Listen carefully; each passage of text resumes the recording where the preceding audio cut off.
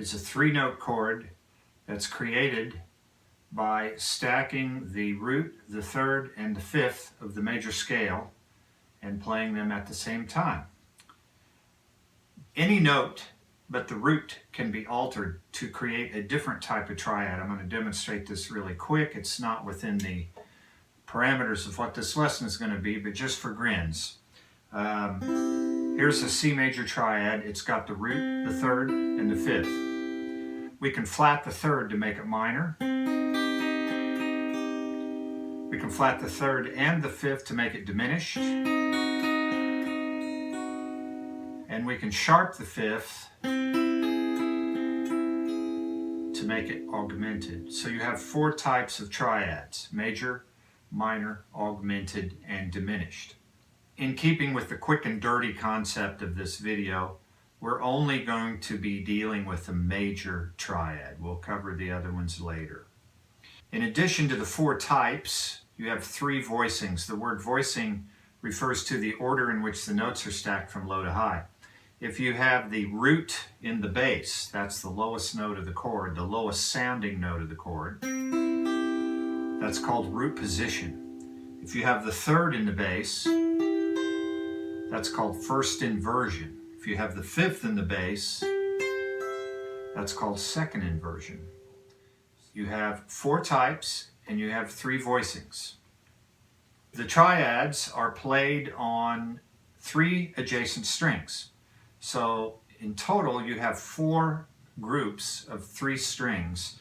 The first set of 3, second set of 3, third set of 3, and fourth set of 3. So in keeping with the quick and dirty concept, we're only going to deal with major triad shapes on the top 2 sets of strings. 95% of all the triads that you wind up playing in the real world are on the upper string sets. So that's what we're going to deal with today. So to get started, on the first set of 3 strings, we have 3 chord shapes that would correspond to the 3 voicings: root position, first inversion, second inversion. I'm not going to put these in keys right now. We're just dealing with learning the shapes on the first set of 3 strings. So we have this one. Some people might refer to this as an F shape. We have this one. Some people might refer to that as a D shape. And we have this one. Some people might refer to that as a B flat shape. I don't use those terminologies, but probably ought to be aware of them because they're pretty common.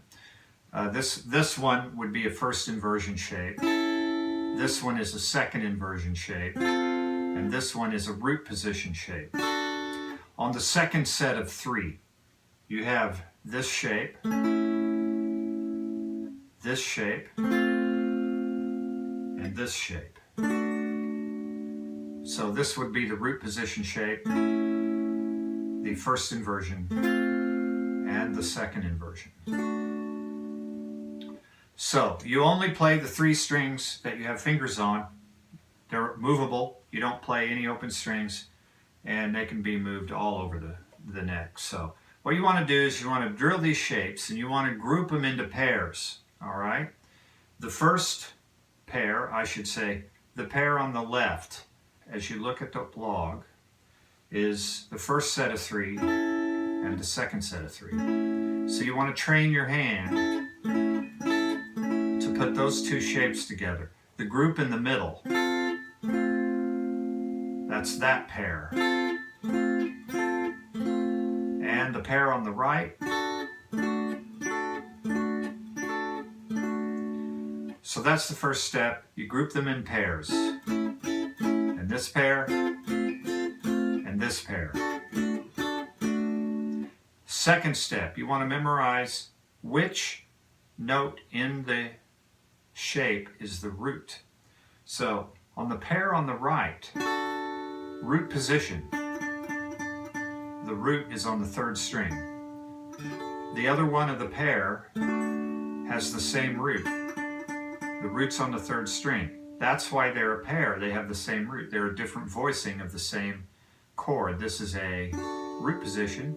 This is second inversion of the same chord. The pair in the middle. This is a second inversion. It has the root on the second string. And the other one of the pair has the same root. So this is a second inversion. This is a first inversion. Now, the pair on the left, the root note is on the first string. The other one of the pair, the root note is on the fourth string. So, it just so happens that those two notes are octaves. So even though the root is on a different string, those two chords have the same root. The root is the same letter name. This is a first inversion, and this is a root position. Root's on the bottom, you see? So, at the end of that step, step 2, memorizing the roots, I can say root note on the second string, and you would play that pair. It's the pair in the middle. I could say root note on the third string. That's that pair. If I said root note on the first string, that would be that pair. And if I said root note on the fourth string, that would be the same pair. So, step number 3 is to now put those 3 pairs, or 6 shapes altogether, into the same key. That means all the root notes have to have the same letter name. It's at this point that you need to have gone through the 5-lesson foundational series. If you can't find the same note all up and down the neck, then you need to do the 5-lesson foundational series before you move any further into this lesson. You can download it off of masterguitarschool.com. You can look at a web-based version of it for free if you're a site member. So you need to do that. I'm not going to take the time to go through it, but you need to be able to find your root notes via octaves all up and down the guitar neck. So I'm going to demonstrate how to do this in the key of G. So we take G. This is the root note on the first string. That's the pair on the left. The root note on this chord is right here. The next octave is G on the second string. That's that pair. Next octave. That's G on the 5th string. We don't know a triad shape from a 5th string root. That's on the bottom set, one of the bottom sets. We're not going to do those. Next octave, 3rd string root. That's the pair on the right. So I just played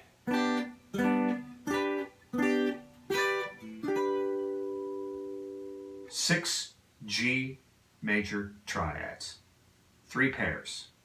All right, so I want you to be able to do that in every key around the key circle. If you don't know what I mean by the key circle, go to the 5-lesson foundational series.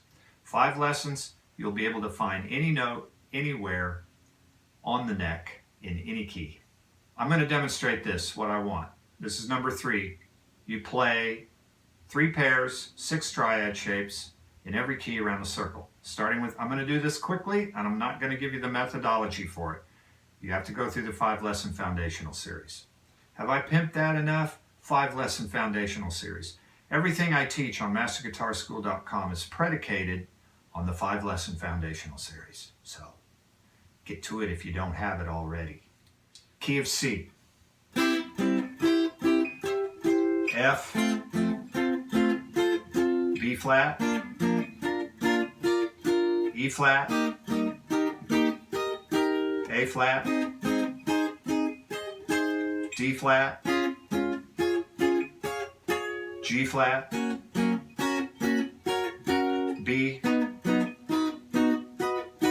E, A, D, G. I just went through every key around the circle of fourths, playing 6 triad shapes in every key, 3 pairs. Dig it? All right. Now, application. We're going to do a couple of cliche chord progressions. They're called cadences, to be technically correct. The first one is called the 1-4-1 cadence. I'm not going to explain why it's called the 1-4-1, but the bottom line is that these will sound familiar to you. You've heard these in tunes over and over again. So in the key of C, the 1 chord is C and the 4 chord is F. You don't really have to remember the name of the second chord. You just have to remember the sequence. But you do need to know the name of the first chord so you know what key to play in, because these cadences will be done in pairs, just like we did the major triad shapes in pairs in every key. So in the key of C, that's the 1-4-1. The other one of the pair. Okay. Next C, the other one of the pair. When I say the other one of the pair, I mean the other string set. You have pairs of string sets. Next set, that's the first set of 3. The other one of the pair is the second set of 3. So that was the key of C.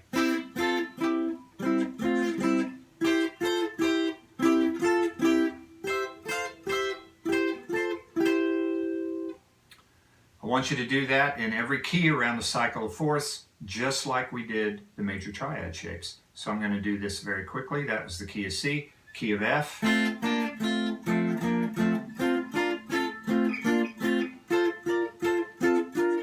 B flat,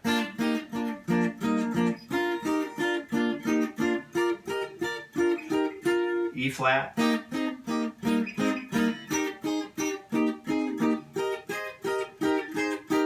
A flat,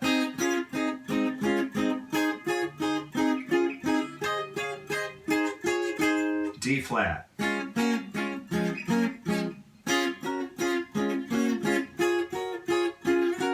G flat,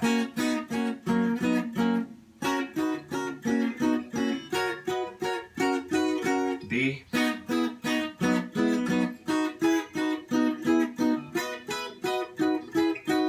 E,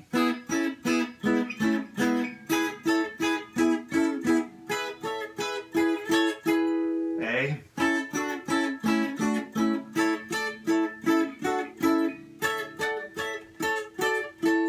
D,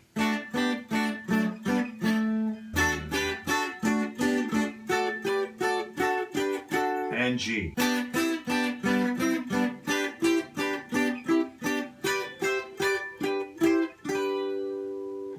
So that was the 1-4-1 cadence. Tune that you might recognize. Rolling Stones, Start Me Up. Tons of tunes use this, so I'm not going to go into all that here. I'll direct you to some resources towards the end of this video that'll give you some ideas of where you can go with these things. Another cadence that I want to cover is 1-4-5-1. So in the key of C, C is 1, F is 4, G is 5, C is 1. 1-4-5-1. The other one of the pair. Next C. And the other one of the pair. Next C. And second set of 3. Key of F. Had to use some open strings there. There too.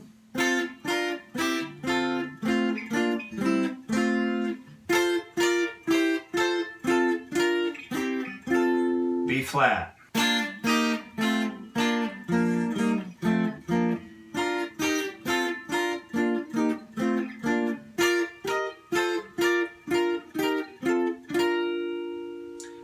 E flat.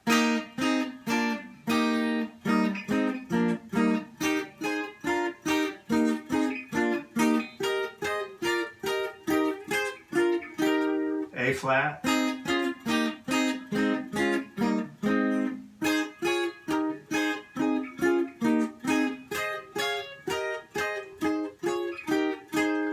D flat,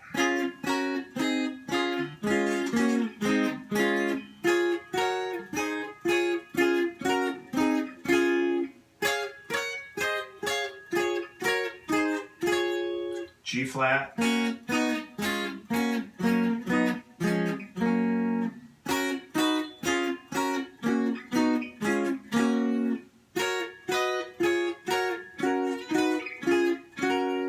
That was half the keys. That's all I need to do to demonstrate it. You need to be able to do it in every key. You might recognize that as Panama.